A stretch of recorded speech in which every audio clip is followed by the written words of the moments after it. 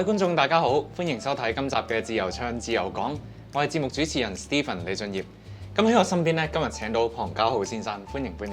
Hello。咁咧，家浩咧係我哋第一屆 Soundbox 自彈自唱表演比賽同埋第一屆自由唱歌唱比賽嘅得獎者嚟㗎。咁我都係第一次咁樣認識到家浩呢位咁即係好有才華，即係玩樂器又叻、唱歌又叻嘅朋友。咁咧喺而家呢個咁專業、咁音樂性嘅表演之前，最開頭係點樣接觸唱歌同埋音樂㗎？我覺得一開始接觸唱歌應該要講返去到中學時期啦，參加個 choir 啦。咁但係其實我喺中學時期嘅音樂表演咧係冇乜天分嘅，我唔識得彈樂器。咁但係去到中學畢業咗之後，先開始接觸彈吉他啦。因為自己都中意唱下啲流行曲啊，就所以諗下會唔會自己彈下、自己玩啊咁樣。咁大學就有同啲朋友去 busking 啊，或者係夾下 band 啊咁樣。係，即係一開始都係自己本身中意先。係啊。咁而其實對於家浩而家嚟講咧，嗰個音樂係乜嘢嚟嘅？即係點解會突然之間攞起個吉他？係咪有個任務想自己變得更加好喺呢個音樂上？其實一開始自己中意聽歌啦，或者係中意唱歌啦，但係其實好某程度上係想聽得舒服，或者係令到自己彈得好舒服。我覺得有少少係療癒下自己嘅心靈嘅一個部分，或者係平時工作啊、學業啊有啲壓力啊，想抒發啊，或者係有啲甚至有啲開心嘅嘢想有個出口去release 咗嗰個情緒，咁就係音樂係呢一樣嘢啦。對我嚟講，係即係本身音樂已經係基本上喺你個血入邊，係即係突然之間學埋個吉他佢，直頭係將呢件事好有自己嘅方法咁樣去再呈現出嚟。但係據我所記得啦，我當時認識家浩嘅時候咧，佢係第一次參加比賽，係咪？咁即係一開始自己嘅熱情嚟㗎嘛，突然之間話要去擺出嚟俾好多評審去睇啊，或者去俾啲觀眾去評價，決定你有冇獎咁樣。喺當時點解要做呢個決定去參加比賽？其實去參加比賽我都深思熟慮咗一段時間嘅。咁一直以嚟都係自己喺屋企玩啊，或者係同啲朋友自己去夾下嘢啊咁樣啦。咁但係好少去攞出去比賽嘅。但係去到有一個位，我自己想再進步多少少，或者係行出嗰個舒適圈多少少，所以就想要下一啲唔同評審，或者係識下唔同嘅參加者，睇下佢哋有啲咩意見，睇下係咪真係一件好嘅事，或者係好聽嘅嘢。即係有時自己覺得好聽，但係其他人未必覺得係好聽㗎嘛。咁所以去參加比賽就有呢一個想法喺度。咁啱啱你話有深思熟慮，曾經有冇話記得以前曾經話可能抗拒參加比賽，有冇咁嘅階段？當時係點樣嘅心境？有冇個原因嚟嘅？又未去到抗拒嘅，但係有時可能參加比賽之前會緊張，即係諗到參加比賽已經去聯想到好緊張啊咁就同自己一開始玩唱歌嘅心態有少少矛盾，即係平時係想放鬆下自己 chill 下開心下咁樣。咁但係去到有個位，我係一個好 deadline fighter 嚟嘅，咁就係報咗一個比賽，佢一定有一個時限㗎嘛。咁喺嗰個時限之前，我就要做到自己想做嘅嘢，或者係練好嗰首歌。咁我想有一個時限俾自己，咁就去參加比賽呢樣嘢，push 自己多啲。咁而家真係參加咗啦，又攞咗我哋兩個獎，真係好勁㗎！即係參加我哋兩個比賽度就攞獎㗎啦。而家咧，對於歌唱比賽有冇一啲做過、參加過先有嘅新嘅睇法？都會有嘅，係啦。參加比賽，因為始終比賽裏邊就係喺一個好短嘅時間，或者係半首歌、一首歌甚至半首歌嘅時間，你要展現到一啲你覺得自己叻嘅嘢俾個評判睇啦。咁呢個考量同平時自己去 cover 一啲歌啊，或者係自己出去 busking 係好唔同。即係你要諗下有啲咩嘅技巧啊，或者係有啲咩曲風可以幫自己攞多啲分咧？咁其實明顯啲，係即刻有得加分位咁樣。係啦，即係積極啲去諗呢一啲嘢咯。咁呢個可能係嗰個分別，我覺得。即係你參加比賽嗰陣都會有啲呢方面嘅考慮，策略性去做嘅。都希望係咯，因為參加咗比賽都想攞下評判嘅認同啊，或者係攞下獎咁，咧當然係最開心啦。咁所以有少少策略都係，我覺得係啱。係。咁你覺得你心目中一個如果你參加玩完翻嚟覺得好好嘅比賽，你認為佢俾到啲乜嘢你？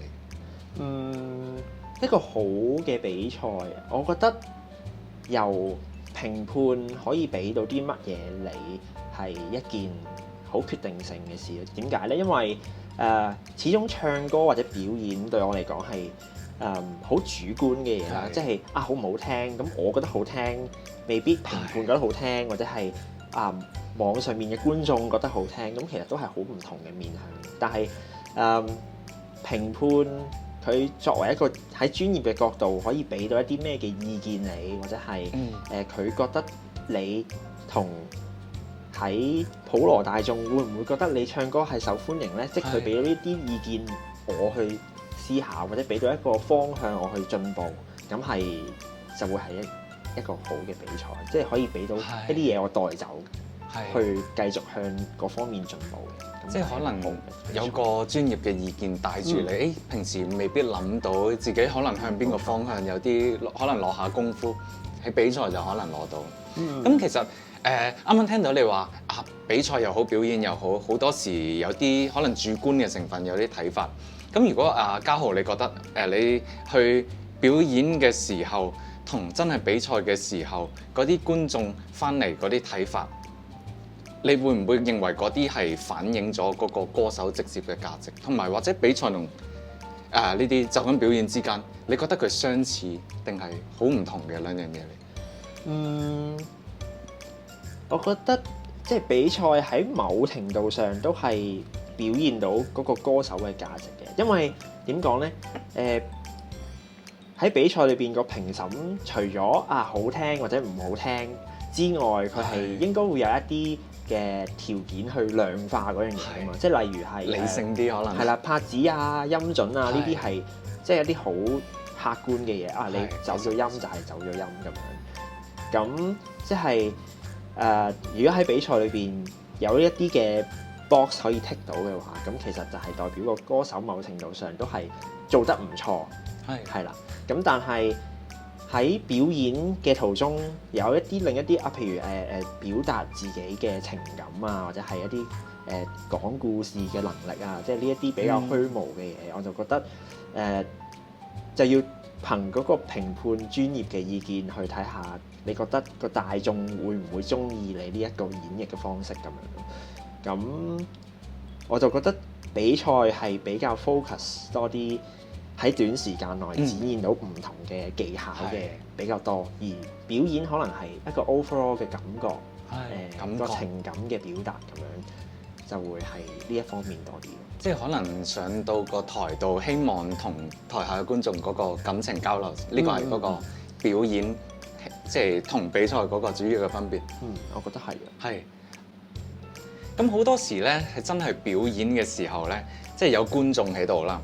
即係都無可避免要可能去估計下佢哋想聽啲乜嘢，咁先有嗰個可能商業價值喺度。咁其實倒翻轉我哋啱啱講比賽好多時倒翻轉，有時攞獎嘅攞最高分嘅選手，未必係大家好中意聽。咁係咪你例如嘉豪，你平時可能唱歌嘅時候都會有呢一個考量對住今次唔係競技場合嘅表演，我就揀呢一啲我覺得更加感動到人嘅歌曲。我自己譬如我自己喺IG 有 cover 唔同嘅歌嘅時候，其實個考量都係由自己出發多啲嘅，即係一啲我覺得我可以抒發到自己嘅感情嘅歌，我就會去表演下或者去 cover 下咁樣。但係因為現實上，譬如去參加比賽嘅嗰個框架，我自己咁樣諗啦，就係可能係細啲嘅，即係未必可以喺一首歌裏邊，有時有啲歌未必可以展現到唔同嘅嘅 technique 或者係我想彈嘅嘢未必係可以剔到好多個格仔喎咁樣，咁所以參加比賽嘅時候嗰個揀嘅歌單嘅 list 就可能會細啲咯。咁但係如果自己 cover 嘅話，就可能 free flow 啲咯，即係中意嗰首歌有啲嘢想表達嘅就可以去試下 cover 咁樣，就好少考量觀眾中唔中意咧咁樣呢一啲位咯。係啊，自己唱，即係始終熱情出發嘅話，可以咁樣去即係跟翻自己最感動到自己先嘅表演。冇錯冇錯。咁參加比賽而家有咗幾次嘅經驗啦，都攞咗好多獎啦。會唔會有一啲你覺得有啲未參加過比賽嘅朋友，如果佢要參加嘅話，你覺得佢應該留意下啲乜嘢好？留意下啲乜嘢啊？即係咁樣呢個要做喎，呢樣嘢唔做嘅話就輸蝕咗啦。我覺得如果參加比賽嘅話，好多時要留意，除咗自己當然要練習點樣彈或者點樣唱，呢個要基本嘢要做好啦。但係其實要留意多少少點樣去表達俾評判睇，即係諗下當時嘅 setting 咯。除咗自己喺屋企就咁彈就咁唱之外，到時其實你會有張凳啦，有支咪啦，有評判坐喺邊個位啦。咁呢啲係要諗嘅咯。因為有一次我就係評判話其實聽到唱得唔錯，但係有時有啲位你個嘴離開咗個咪咁樣，係啦，咁有呢一個係啦，咁就我就自己第一次參加冇乜點考慮到啦。咁但係原來即係諗翻實際嘅情況，你點樣坐或者係你點樣有時望下個支吉他嘅時候，你個嘴就離開咗。即係呢啲細節位可以諗多少少。係，即係可能呢啲可能自己後尾睇翻影片，可能先察覺到嘅。原來有得人哋嘅睇法，呢個位可以咁樣做。咁啱啱家豪提到咧話，嗰陣第一次參加比賽嘛。我其實都好八卦一樣嘢嘅，就係我哋個唱歌圈子有好多人可能埋晒堆啦，大家互相認識啦。咁作為一個新人入到嚟呢個，好似已經定晒規矩嘅空間，有冇一個第一個印象認為原來係咁㗎？原來有啲嘢係同當時預期有出入喎，好咗或者有啲原來咁，有冇咁嘅事？我覺得又冇一個唔好嘅印象嘅。我覺得係有趣嘅呢一件事。點解咧？因為我去參加某一個比賽啦，咁其實中間有個參加者就話其實都見過嗰個參加者啦，其實喺唔同嘅比賽都見到佢嘅，佢係好厲害嘅咁樣。跟住我就原來係大家已經知嘅，已經識得晒嘅。咁但係對我嚟講，即係可以加入去同佢哋一齊玩，係一個都幾唔同嘅體驗。即係佢哋本身。可能參加得比賽，可能佢哋嚟嚟去首本名曲有2-3首咁樣，咁但係我又入去一齊玩喎，咁其實佢哋又聽到一個唔同嘅聲音，佢哋都有埋嚟同我傾偈話都唔錯喎，即係大家可以認識下，加個朋友咁樣，咁一齊玩下咁樣，咁對我嚟講都係有趣嘅經歷，帶啲新嘅東西入嚟，跟住佢哋又可能有啲舊嘅知識，會唔會有啲例如話希望？即係將自己一啲新嘅可能審美觀帶落呢個，可能大家已經約定成熟咗，有少少咁上下，未必會唔會自己有啲期望自己可以帶入去呢個圈子？例如話期望呢個比賽嘅圈子有啲咩改變啦？哇！呢個好大係咪？係啊，好似有啲宏大嘅目標，但係我覺得都係由自己出發咯。係啊，始終。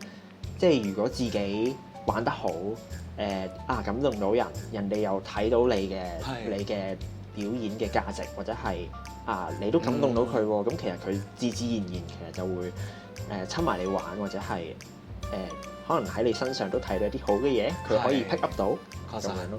係因為點解啱啱問呢個問題咧？入我數嘅呢個，即係我問得多咗，即係可能我哋好多時玩耐咗咧個比賽呢個圈子咧，好多時會唔知自己做緊嗰啲嘢，原來其他有啲可能比較新嘅朋友、年輕嘅朋友會有另一個睇法嘅喎。咁所以我先問，會唔會有啲我哋做緊嘅嘢，原來可能喺你眼中話，咦咁㗎，有啲失望喎？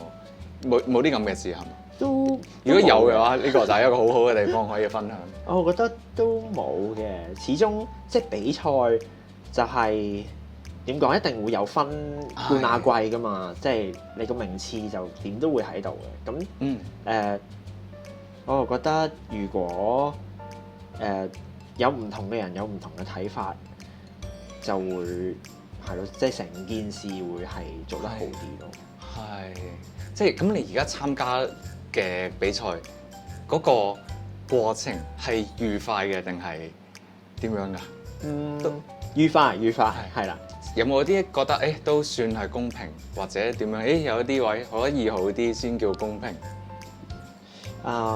點講咧？因為我好少諗呢一個問題喎，其實，因為即係可能我一早就已經接受咗唱歌比賽有限嘅評判，咁一定無可避免嘅主觀係會喺度。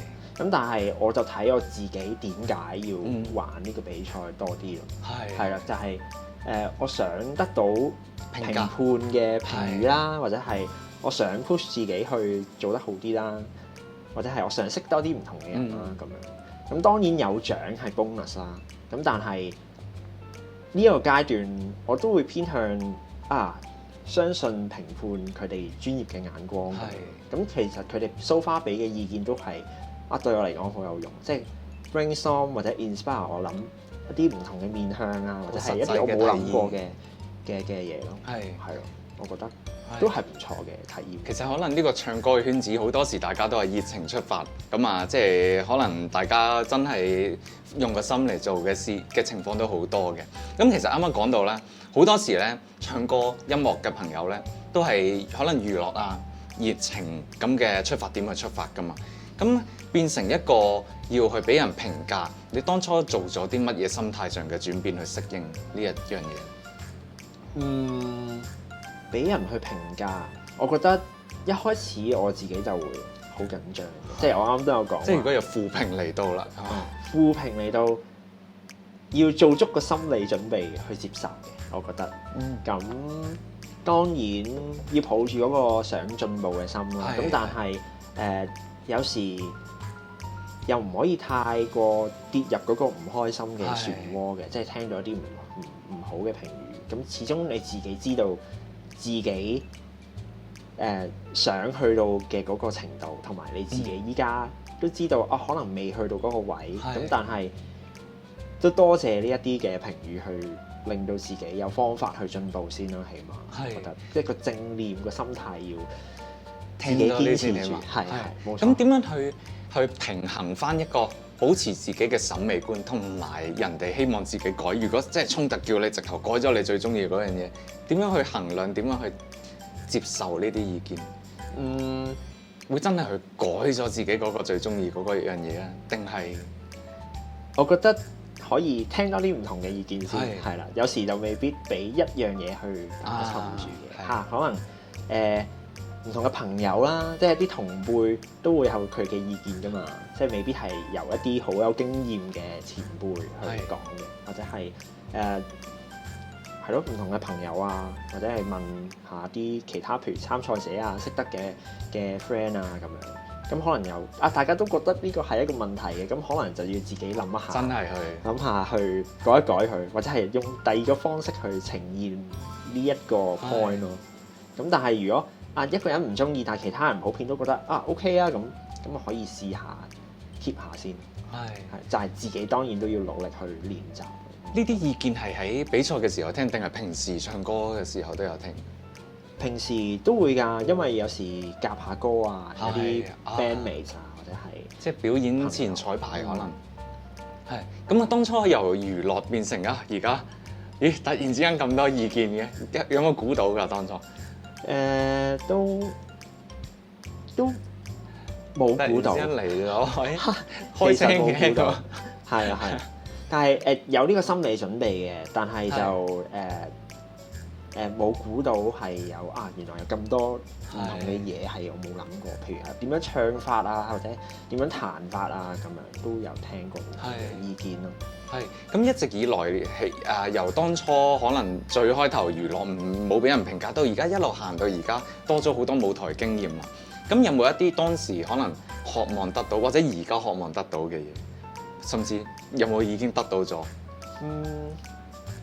當初我覺得我回想翻，譬如我有時去 busking 嘅時候啦，就係我覺得最緊要或者係最開心嘅一樣嘢，就係有人去認同自己咯。係啊，即係喺條街度，其實冇乜人去有義務去停低去聽你唱歌噶嘛。咁但係有時可能你唱嘅一首歌，有個觀眾停低去聽，或者甚至係影咗一張相 send 翻俾我，或者係 follow 咗我嘅 Instagram，咁其實我已經覺得好開心咯，因為嗰個被認同或者係被欣賞嘅感覺係最推動到我。然之後一路去行呢條路，就係好希望有更加多嘅人去聽到啦，或者係去認同啦咁樣咯，咁去希望得到呢一啲嘢咯。係咪即係都係喺成個過程當中有人認可，都始終係俾到自己好多力嘅，揾到好多價值。呢個係即係比起話自己好中意，但係即係可能自己匿埋唱出嚟唱嘅時候，大家中意就好好啦。咁你啱啱話觀眾停低咧，可能影相俾翻張相你啦。佢哋睇完你嘅表演咧，其實你有冇諗話期望佢哋睇完喺街上面唱完歌走咗翻屋企啦？觀眾佢會覺得你嘅印象係一個點樣嘅歌手咧？會係點樣嘅歌手啊？想留低點樣嘅印象俾佢？我希望我啱都有講啦，就係對我嚟講就係唱歌或者彈吉他都係好治愈自己嘅一個過程咯。我都希望喺我治愈緊我自己嘅時候，都有機會可以治愈少少一啲聽我唱歌嘅人咯。係咯，呢個係可能係最主要嘅印象。哇！呢個有啲令人感動嘅講法。喂，咁會唔會實際上執行呢樣嘢，目標做呢一樣嘢嘅時候，有冇定咗啲乜嘢自己將來音樂上係可以做到嘅嘢，去令到感動更加多人？點樣啊？有冇好實際地去諗點樣去做？但係都係繼續練下唱歌或者係練下吉他咯。同埋我都有去揾下唔同嘅老師啊，即係去繼續鍛鍊自己嘅技藝，就可以更加好地去磨練自己嘅技巧。即係一路繼續學，會唔會而家即係又識樂器啦？會唔會考慮可能整原創歌曲？哇！呢個抒發自己最內心嘅感受。呢個係一個好大嘅夢想嚟，呢都係一個我好想成為到嘅一個目標啦，即係好想達成一個目標啦，就係可能 eventually 去整一首自己嘅創作嘅歌咁樣咯，都係一個好，如果達到嘅話係好開心嘅一件事，我覺得。其實可以即係趁住而家，可能定個目標俾自己，係嘛？跟住就可能今年出一首屬於自己嘅歌，好啊，開始着手都可以啊，好唔好啊？咁希望好快就可以聽到家豪嘅原創歌曲，喺唔同嘅地方又睇到家豪可以有帶俾大家好精彩嘅表演。多謝大家今日收睇《自由唱自由講》，下一集再見，拜拜。拜拜。